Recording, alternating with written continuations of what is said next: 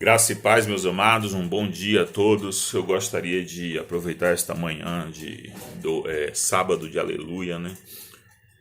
Um dia que antecede aí a ressurreição de Cristo, que antecedeu, e falar um pouquinho sobre o cenário da cruz. Como foi o cenário da cruz?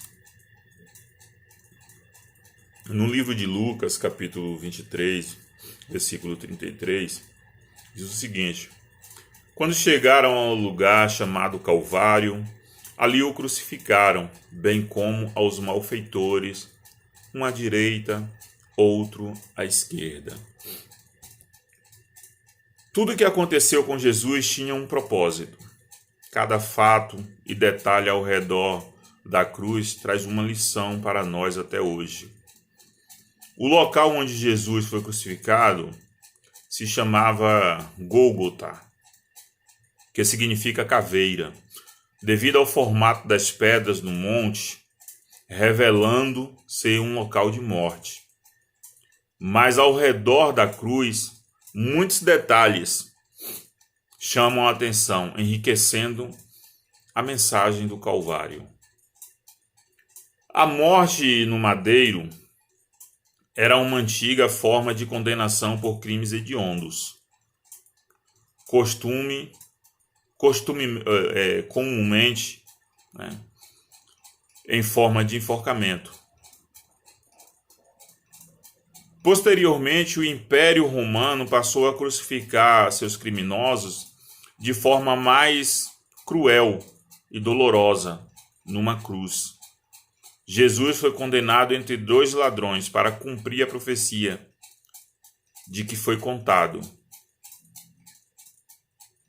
É lá em Isaías 53:12. E há alguns detalhes da crucificação de Jesus no cenário da cruz que eu gostaria de meditar com vocês neste sábado de aleluia. Em primeiro lugar, todo mundo sabe que Jesus fora traído por Judas Iscariotes. Foi vendido por 30 moedas de prata. E é o primeiro ponto que eu quero pegar para meditarmos. Ou seja, o primeiro símbolo. Eu separei alguns símbolos e vou falar sobre eles no decorrer desta mensagem. Primeiro símbolo, 30 moedas de prata, que significa traição. Lá em Mateus 26:15, diz o seguinte: Que me queres dar, e eu vou-lo entregarei. E pagaram-lhe 30 moedas de prata. As 30 moedas de prata recebidas por Judas para entregar a Jesus se tornaram um símbolo de traição. Este fato foi profetizado por Zacarias, lá em Zacarias capítulo 11, no versículo 12 e 13. E o interessante é que José, do Egito, também fora vendido pelos seus irmãos como escravo em troca de algumas moedas de prata. Relatado lá em Gênesis capítulo 37, versículo 28. Jesus foi traído e se manteve fiel em amor sempre. O galo. Galo é um sinal de aviso. É o segundo sinal, é o segundo ponto que eu quero abordar. É um sinal, é aviso. Marcos escreveu no capítulo 14, no versículo 72, que e logo cantou o galo pela segunda vez.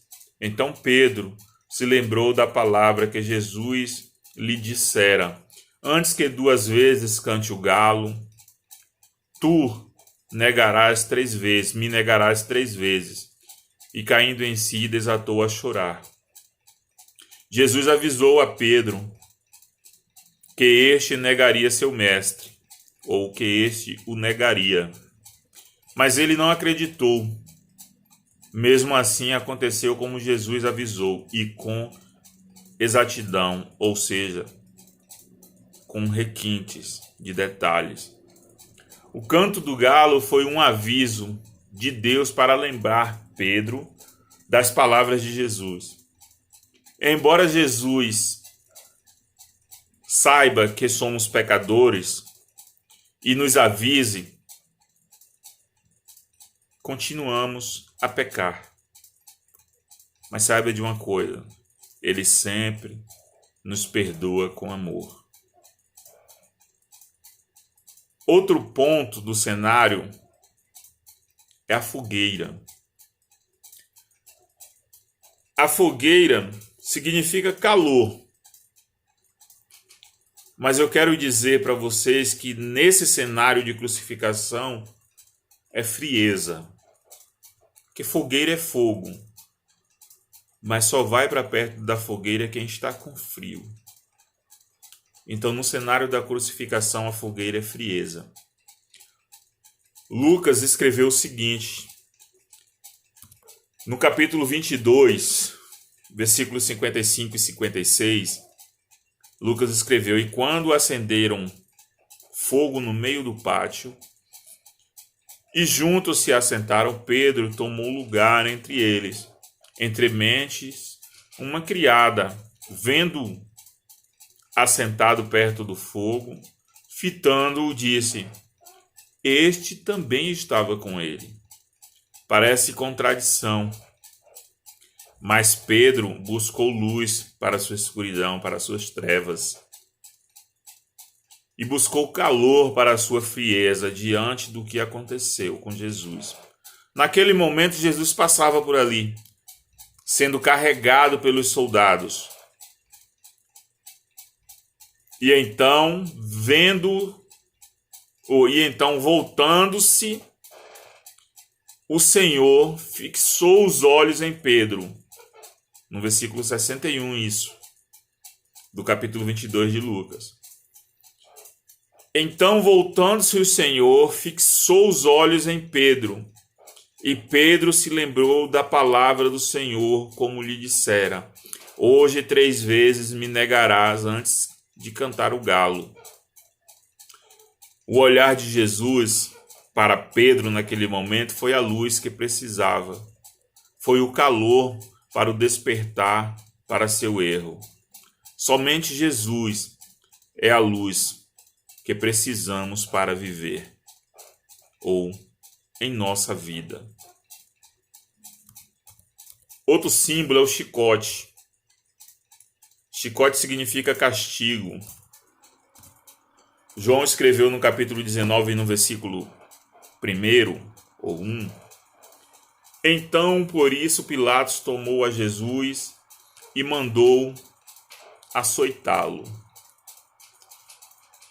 Jesus ele foi castigado com chicotadas.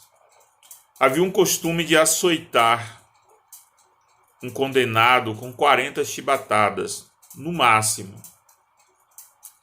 Era lei, está lá escrito em Deuteronômio, capítulo 25, no versículo 3.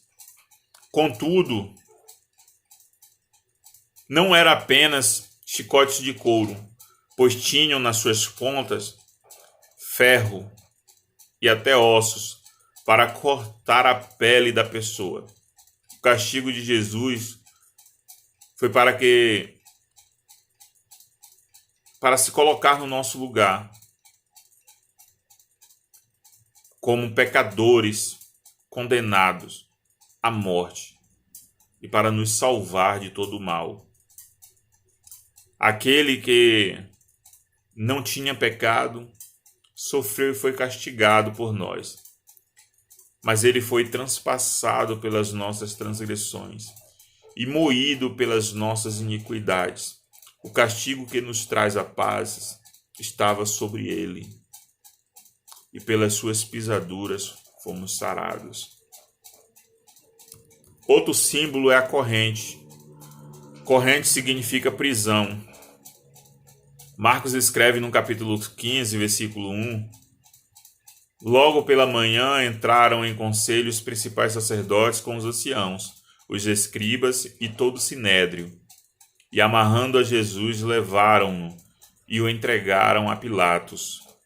Jesus foi acorrentado como um condenado perigoso. mas em momento algum tentou fugir. Pelo contrário, ele se entregou voluntariamente. Mateus também diz que Jesus foi amarrado, lá em Mateus 27, 2. As mãos que ergueram leprosos e curaram tantas vidas foram presas para não poder fazer mais nada. Contudo, não sabia que aquele seria o maior ato de salvação de Cristo. Jesus é o único que pode nos libertar de todo o mal.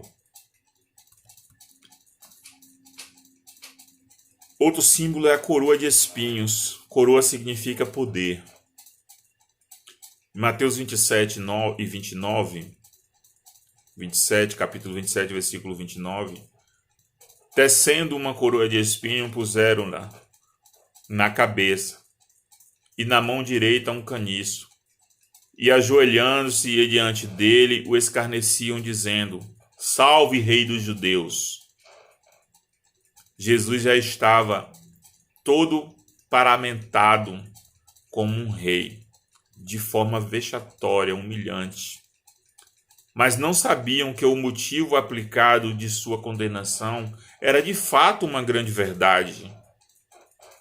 Pois Jesus é o Rei, como foi escrito em uma placa acima de sua cabeça na cruz. A coroa de espinhos na cabeça de Jesus representa o pecado da humanidade que foi levado sobre sua vida, visto que os espinhos surgiram na terra por causa do pecado.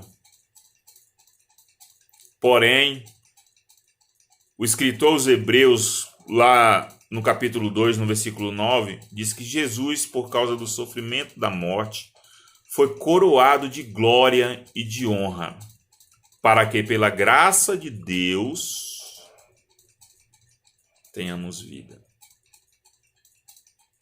Em sua crucificação, Jesus parecia frágil e indefeso. Mas quando Jesus voltar, veremos seu poder. Em Apocalipse 19, versículo 12, vai dizer que ele retornará com seus olhos. São chamas de fogo. Na sua cabeça há muitos diademas. Outro símbolo é a venda. Venda significa falta de visão. Em Lucas capítulo 22, versículo 64, diz que vendando-lhe os olhos, diziam: Profetiza-nos, quem é que te bateu? As vendas nos olhos de Cristo foi uma tentativa de cegar Jesus diante de todo o mal que enfrentava. Tampar os olhos e a cabeça era um hábito entre os algozes ao aplicar a pena sobre os condenados. Talvez isso não fosse para que a vítima não contemplasse a morte, mas para que os malfeitores aliviassem sua própria consciência, não visualizando o mal que estavam fazendo. Mas nada pode cegar aquele que abriu os olhos dos cegos. Caniço. Reino é o significado de caniço. Mateus 27, versículo 29 e 30. Tecendo uma coroa de espinho, puseram-la na cabeça, e na mão direita um caniço, e ajoelhando-se diante dele, o escarneciam, dizendo: Salve, Rei dos Judeus! E cumprindo nele, tomaram o caniço, e cuspindo nele, tomaram o caniço, e davam-lhe com ele na cabeça. Caniço nada mais é do que um pedaço de cana, ou alguma madeira frágil, como, um bambu fino, como que foi usado para, ou um bambu fino, usado para humilhar Jesus. Colocaram o caniço em suas mãos, representando um cetro de um rei. como uma forma de escárnio. Este caniço também foi usado para estender uma esponja embebida com vinagre para Jesus beber quando pediu água, lá em Mateus 27, 48, versículo 48. Bateram com o mesmo caniço na cabeça de Jesus, cheia de espinhos, como Marcos relatou no capítulo 15, versículo 19. O caniço era usado como ferramenta de medição, mas fizeram isso sem saber que Jesus sabia de tudo e poderia julgar a todos, pois na verdade é o Rei dos reis e Senhor dos senhores. Manto. Manto significa proteção, é outro símbolo. Em Lucas capítulo 23, 11, vai falar que Herodes, juntamente com os da sua guarda, tratou-o com desprezo e, escarnecendo dele, fê-lo vestir-se de um manto aparatoso e o devolveu a Pilatos. Quando escarneceram de Cristo, fazendo uma espécie de cerimônia de coroação, colocando espinhos em sua cabeça e um cetro em sua mão, também pegaram uma capa de Pilatos para usar como forma de deboche. Se fosse nos dias atuais, até tirariam uma selfie, uma foto para postar nas redes sociais. Mas eles não sabiam que Jesus estava coberto pelo manto, pela proteção de Deus. E que naquele momento permitiu tudo aquilo para cumprir o propósito da salvação, que protegeria toda a humanidade. Túnica. Outro símbolo é a túnica, perfeição, é o significado. João escreve no capítulo 19, versículo 23 e 24. Os soldados, pois, quando crucificaram Jesus, tomaram-se as vestes e fizeram 4 partes, para cada soldado uma parte. E pegaram também a túnica. A túnica, porém, era sem costura, toda tecida, de alto a baixo. Disseram, pois, uns aos outros: não a rasguemos, mas lancemos sorte sobre ela, para ver a quem caberá, para se cumprir a Escritura. Repartiram entre si as minhas vestes, e sobre a minha túnica lançaram sorte. Assim, pois, o fizeram os soldados. As vestes que Jesus usava, antes de ser condenado, eram cobertas com uma túnica tecida inteiramente, sem costura nenhuma, e nem remendo. A túnica de Jesus é um símbolo de perfeição. Este fato foi profetizado pelo salmista lá no Salmo 22, verso 18. Este tipo de veste era especial para momentos festivos. E talvez Jesus tenha preparado, para celebrar a Páscoa, como todos faziam, desde lá do livro do Êxodo, capítulo 12. Devido ao valor da peça, os soldados se interessaram pelas roupas de Cristo, mas não era comum um condenado se vestir assim. Na verdade, Jesus se preparou da melhor forma para se entregar por amor. Estava pronto para morrer e dar a vida pelo mundo, dar a vida por mim e por você. Outro símbolo são os cravos. Cravo significa dor. João escreveu no capítulo 20, no versículo 25, disseram-lhe então os outros discípulos: vimos o Senhor, mas ele respondeu: se eu não vir nas suas mãos o sinal dos cravos, e ali não puser o dedo, e não puser a mão no seu lado, de modo algum acreditarei, falou Tomé. Cumprindo-se a profecia do salmista, que também profetizou isso no Salmo 22, no verso 16, Jesus foi transpassado nas mãos e nos pés. Comumente, os condenados à crucificação eram amarrados à cruz e ali morriam por sufocamento, sem aguentar o peso do próprio corpo, ou as aves de rapina os atacavam até a morte. Mas Jesus não. Jesus ele foi pregado com cravos, com pregos na cruz, o que tinha um propósito. Quando ele foi pregado na cruz, demonstrou o requinte de crueldade com que o condenaram. Toda a dor que Jesus sofreu sendo pregado na cruz tinha um propósito. Porque ele foi transpassado pelas nossas transgressões, moído pelas nossas iniquidades.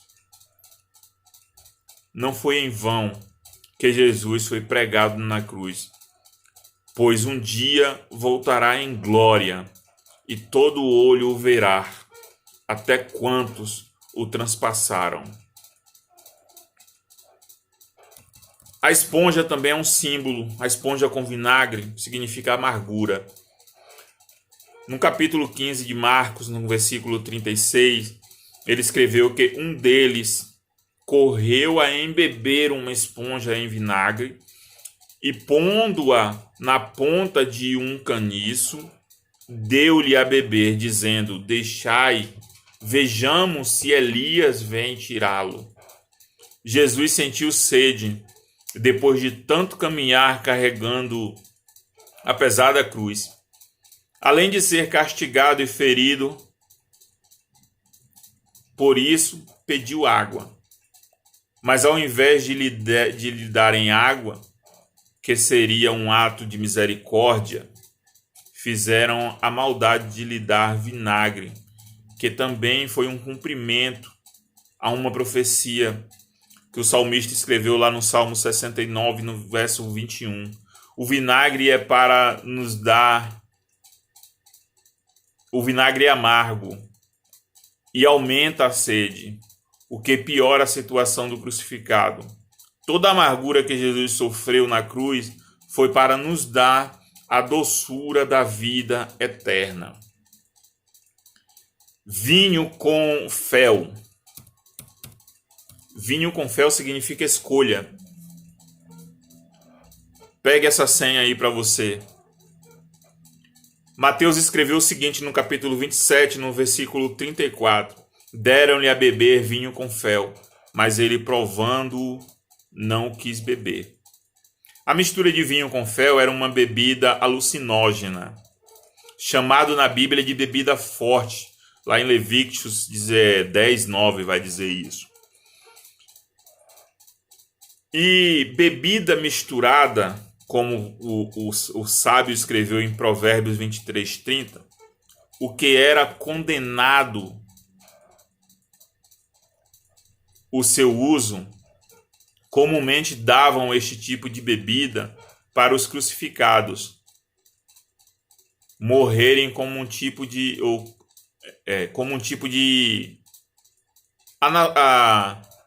anestésico, alucinógeno. A bebida alcoólica tirava a lucidez da pessoa. Jesus não aceitou beber porque quis estar consciente e sofrer voluntariamente toda a dor da cruz por cada ser humano. Esta foi a escolha de Jesus. Epígrafe. João, no capítulo 19, no versículo 19, diz que Pilato escreveu também um título e colocou no cimo da cruz. O que estava escrito era: Jesus Nazareno, Rei dos Judeus. Epígrafe significa condenação. Quando Pilatos condenou Jesus à crucificação, quis deixar claro em 3 idiomas qual seria a sua condenação. o fato de ser o rei dos judeus. João 13, ou João 19, 20. João capítulo 19, versículo 20. Mateus escreve apenas: este é Jesus, rei dos judeus. Está lá escrito em Mateus 27, 37. Versículo 37. Marcos traz somente o rei dos judeus. Está escrito em Marcos 15, versículo 26. E Lucas diz que este é o rei dos judeus. No versículo 23 de Lucas, no capítulo 23, versículo 38. Estes três idiomas têm sentido. No hebraico, escrito por Mateus, diz que é a condenação religiosa. Esse é o significado. No latim, é a condenação política. E o grego é a condenação cultural. São as traduções para o que estava escrito em cima, na cruz, na cabeça de Jesus, rei dos judeus.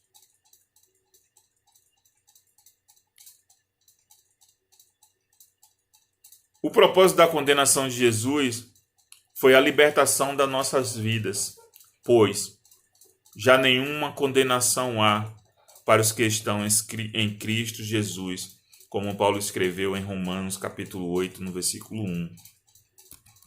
Outro símbolo é a lança. E o último símbolo. Lança significa ferida. João escreveu no capítulo 19, versículo 34, mas um dos soldados lhe abriu o lado com uma lança, e logo saiu sangue e água. A lança era uma vara comprida com uma ponta de ferro, usada pelos soldados romanos. Uma lança foi usada para ferir o lado de Jesus no alto da cruz. Quando os soldados foram conferir se os crucificados já estavam mortos ou morreram, para antecipar sua morte, geralmente eles quebravam as pernas. Dos dois malfeitores ao lado de Jesus fizeram isso, mas não quebraram as pernas de Cristo, porque ele já tinha morrido. Isso aconteceu para cumprir a palavra de Deus, profetizada de que preserva-lhe todos os ossos, nenhum deles será quebrado, como disse o salmista no Salmo 34, no verso 20. O apóstolo João testemunha sobre o cumprimento desta palavra em João 19, 36. Isaías anunciou que Jesus seria ferido por nós, quando tomou sobre si as nossas enfermidades e as nossas dores levou sobre si. E nós o reputávamos por aflito, ferido de Deus e oprimido. Isaías 53, versículo 4. Para finalizarmos, eu gostaria de dizer que Jesus fez tudo por você. E para finalizar essa mensagem, 1 Coríntios, capítulo 1, versículo 18, Paulo escreve nesta carta à igreja de Coríntios o seguinte: certamente a palavra da cruz é loucura para os que se perdem, mas para nós que somos salvos é poder de Deus. A cruz de Cristo tem uma linda mensagem que jamais se findará. Tudo que Jesus fez e o que aconteceu tinha um propósito: salvação e vida para todos os seres humanos. Cada detalhe é um sinal do amor de Deus, entregando Jesus para cada um de nós. Jesus morreu por você.